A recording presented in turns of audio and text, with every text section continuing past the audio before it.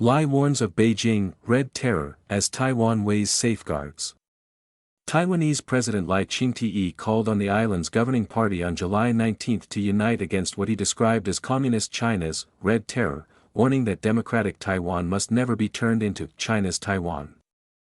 Speaking at the Democratic Progressive Party National Convention, Lai pointed to China's newly enacted Ethnic Unity and Progress Promotion Law as an escalation in Beijing's campaign to bring the self-governed island under its control. The law represents a move by the Chinese Communist Party from opposing independence toward forced unification under the guise of ethnic unity, Lai said. He accused Beijing of trying to place Taiwan within its ethnic policy system, expand legal pursuit beyond China's borders, and pressure people into censoring themselves. Lai said his government would establish prevention strategies, countermeasures, and protection mechanisms and deepen cooperation with other democracies. Ethnic Unity Law. China's National People's Congress passed the law on March 12, and it took effect on July 1.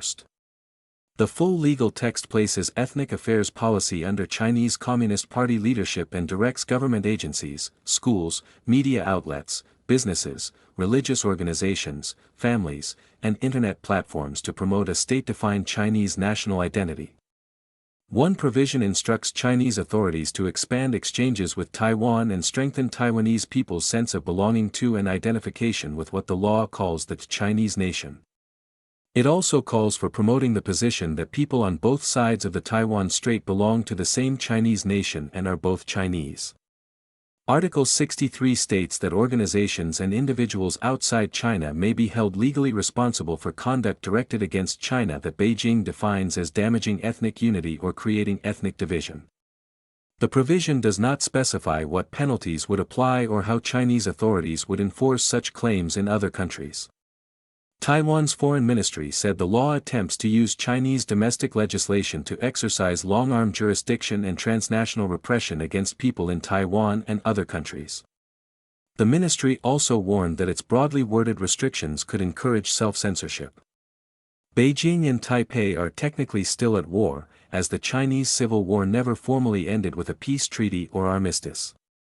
Taiwan continues to have its own elected government, military, currency, and legal system.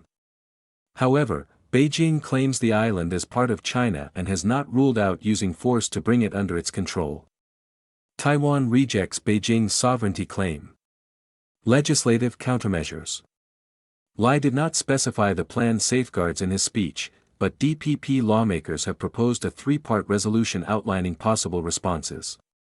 The resolution condemns the Chinese law and calls on Taiwan's government to review its legal protections, penalize unlawful acts of assistance, strengthen risk warnings for travel to China and other countries, and help Taiwanese citizens and organizations assess potential dangers. It identifies travelers, companies, academics, and civic groups among those facing possible risks.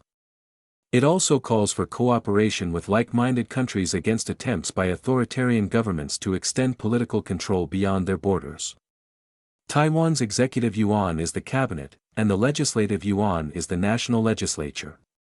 Lai's DPP controls the presidency, while the opposition Kuomintang and Taiwan People's Party, who support eventual cross-strait unification, hold a legislative majority.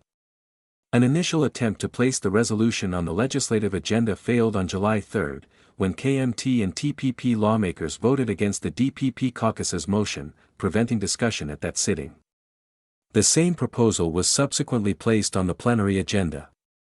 The legislative yuan's procedural record says lawmakers moved it directly to a second reading and referred it to cross-party negotiations on July 14. The record listed the resolution for plenary discussion on July 17 and July 21. Existing protections. Lawmakers have separately questioned government officials about protections that could be implemented without waiting for the resolution. During a July 1 hearing, DPP lawmaker Lin Chuyin asked officials to assess the risks facing ordinary travelers, diplomats, military personnel, civil society groups, and others who could be targeted while overseas.